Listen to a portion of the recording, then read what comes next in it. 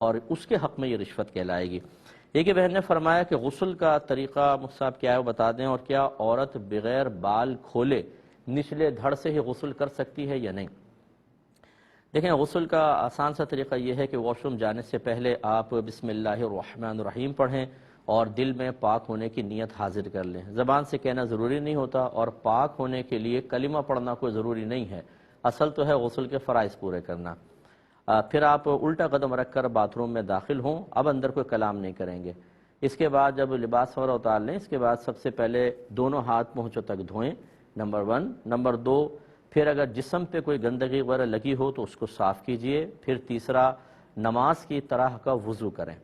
اس کے بعد چوتھا، پورے جسم پر تیل کی طرح پانی کو مل لیں، خصوصاً جب سردیوں میں آپ نہا رہے ہوں، اور خصوصاً جب شاور وغیرہ سے نہ نہا رہے ہوں، بالٹی وغیرہ سے، تو زیادہ ضروری ہے کہ ایسا کر لیں۔ اور یہ غسل جنابت کی میں آپ کو خاص بات یہ عرض کر رہا ہوں، احتیاط، ورنہ عام غسل میں تو نہ بھی کریں چلے، مسئلہ نہیں ہے، تیل کی طرح پانی کو مل لیں۔ اس کے بعد پھر اپنے سیدھے کندھے پر نیچے دھڑ پر 3 مرتبہ پانی ڈالیں، پھر الٹے کندھے پر، پھر سر پر 3 مرتبہ پانی ڈال کر پورے بدن کو دھو لیں، اور آخر میں دھوتے ہوئے ملتے بھی جائیں، یہ بھی سنت کریمہ ہے، اور آخر میں پھر کسی تولیہ وغیرہ سے جسم کو صاف کر لینا بھی مستحب ہے۔ سرکار سے دونوں چیزیں ثابت ہیں، کبھی آپ نے تولیہ کو منع کر دیا اور ایسے ہی گیلے بدن پر کپڑے پہن کے تشریف لے گئے، لیکن وہاں عرب کی گرمی تھی تو یقینی سی بات ہے وہ 2 منٹ میں وہ پانی اڑ گیا۔ تو ٹھنڈے علاقوں میں اور عام علاقوں کے اندر ایسا نہ کیا جائے، بلکہ نبی کریم سے جسم مبارکہ صاف کرنا بھی ثابت ہے، تو اس سنت پر پھر عمل کریں۔ یہ غسل کمپلیٹ ہو گیا۔ اگر غسل جنابت ہے تو اس میں خاص طور پر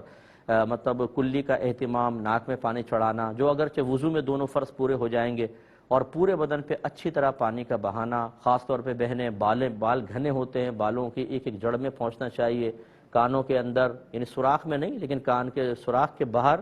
جتنا ظاہری حصہ ہے اس کو اچھی طرح دھونا۔ پھر اور جسم کے اندر ایسے مقامات کہ آپ کو اگر یہ گمان ہو کہ جب تک اچھی طرح اس میں پانی نہیں ڈالا جائے گا پانی پہنچے گا نہیں، یا صرف مسح ہو جائے گا، تو اب وہ آپ خود اندازہ کر لیں، ان تمام مقامات پر اچھی طریقے سے پانی پہنچانا ہوگا۔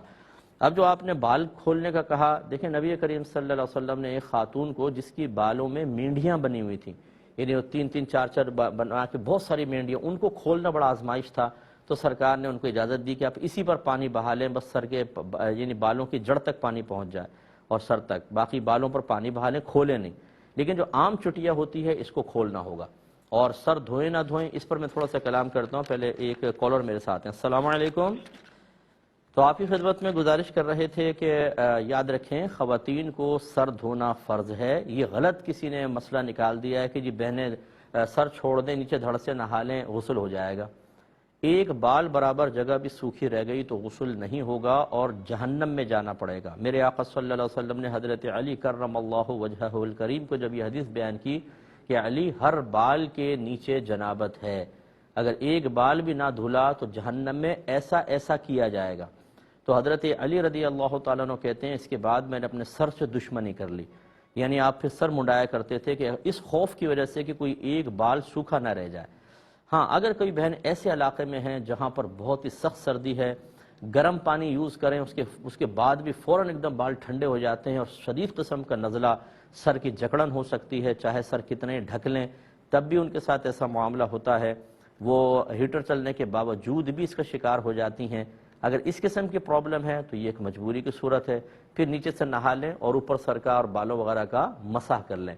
جب تک یہ کیفیات رہیں۔ یا بعض ایسے ہوتے ہیں جو مطلب ہیٹر افورڈ نہیں کر سکتے ہیں، ایسے بھی ہوتے ہیں بعض گھر تو وہ ٹھنڈا بہت زیادہ ہوتا ہے گھر، اس میں پھر یہ صورتحال ہے کہ اگر بال آپ گیلے کر کے رکھیں گی تو بہت زیادہ بیماری کا اندیشہ ہے، وہاں پر بھی اس کی اجازت ہوگی کہ جب تک یہ کیفیات باقی رہے